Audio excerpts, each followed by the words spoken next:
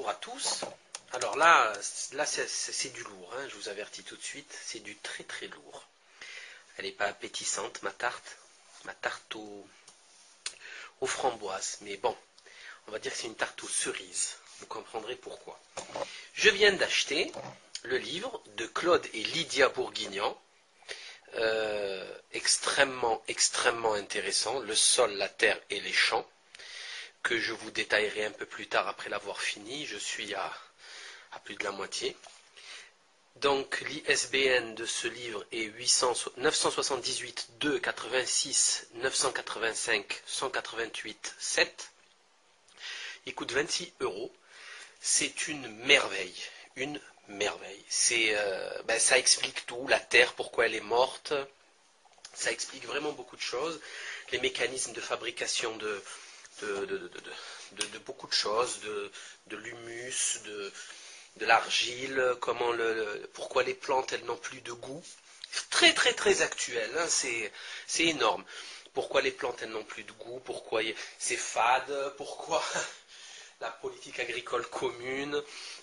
Il fait le constat de beaucoup de choses alarmantes et surtout, bien sûr, il ne se gêne pas pour donner des solutions et des solutions concrètes.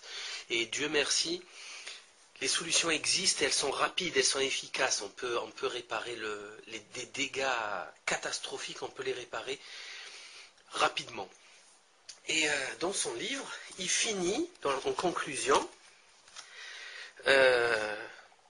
par une petite recette, tableau 7, histoire chimique d'une tarte aux cerises d'un supermarché. Voilà.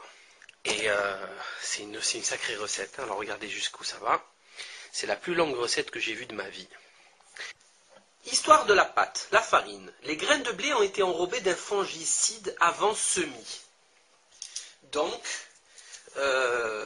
fongicide. D'accord? Antifongique. Pendant sa culture, le blé a reçu 2 à 6 traitements de pesticides selon les années. Un traitement aux hormones pour raccourcir les tiges afin d'éviter l'averse et une dose importante d'engrais. 240 kg d'azote, 100 kg de phosphore et 100 kg de potassium à l'hectare. Donc, beaucoup de pesticides, de l'azote, des hormones, et bien sûr, on ne va pas se gêner, c'est de l'OGM.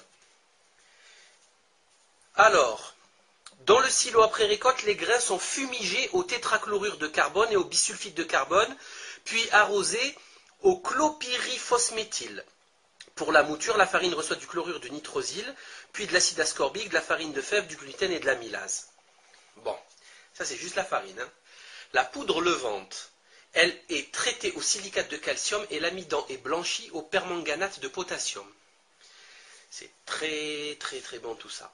Les corps gras, ils reçoivent un antioxydant comme l'hydroxytoluène de butyle et un émulsifiant type lécithine. Donc, hydroxytoluène de butyle. Et la lécithine, bien sûr, vous devez connaître maintenant grâce au livre de Corinne Gouget. Il n'est pas dangereux pour la santé, sauf si c'est fait avec du soja transgénique. Voilà. Et comme bien sûr 90% du soja mondial il est transgénique, donc c'est extrêmement dangereux pour la santé. Maintenant, phase 2, histoire de la crème. Les œufs, il faut des œufs pour faire de la crème.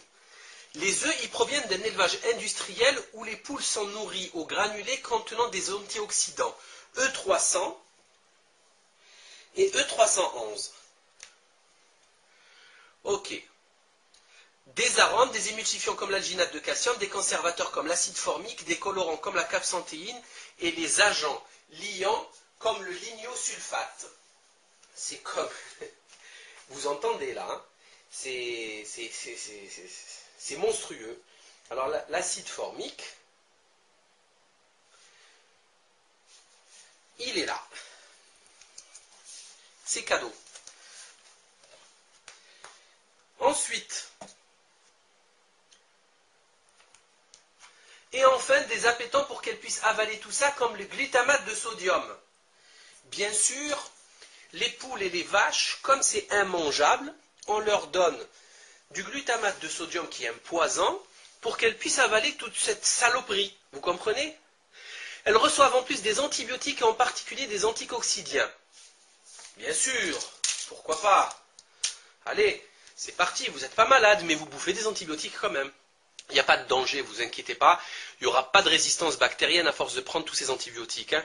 C'est comme ça, je sais pas, c'est des nouvelles lois, c'est les lois du nouvel ordre mondial. Les œufs avant séchage reçoivent des émulsifiants, des agents actifs de surface comme l'acide cholique et une enzyme pour retirer le sucre du blanc.